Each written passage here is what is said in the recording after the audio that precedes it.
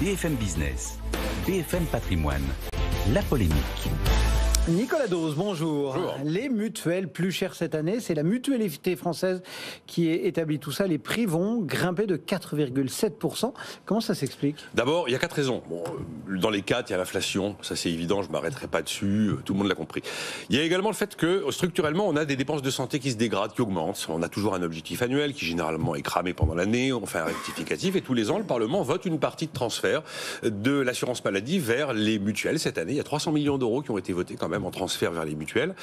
Le deuxième élément le plus important, c'est la hausse des remboursements. Tout le monde s'est réjoui de voir arriver le reste à charge zéro sur le dentaire, sur l'optique, sur les audioprothèses. Qu'est-ce qui s'est passé pendant 2 ans? Le niveau des remboursements sur ces 3 postes a fait plus 20%. Il y a eu 900 millions d'euros de remboursements sur ces 3 éléments pour lesquels le choix politique a été fait d'appliquer le reste à charge. Et de toute façon, globalement, les remboursements augmentent année après année. Sur la période 2021-2022, c'est plus 10%.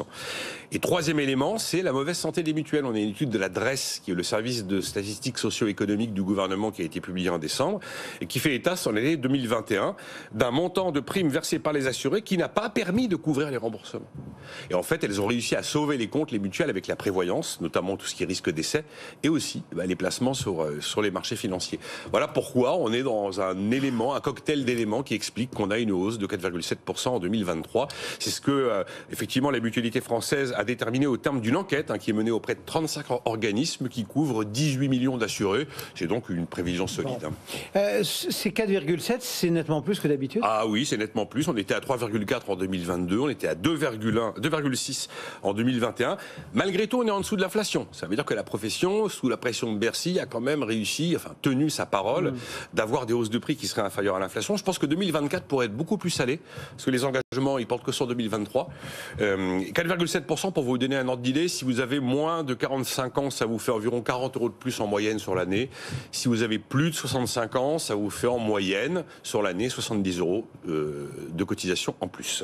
Bon, vous adorez les moyennes, on le sait. Ah oui, bien sûr, la réalité de personne. Tout le monde est logé à la même enseigne? Non, alors je pourrais pas faire assuré par assuré. Il y a 2 grandes familles d'assurés. Il y a les mutuelles collectives obligatoires, la mutuelle d'entreprise. Là, la hausse est nettement supérieure, elle est de 5,7.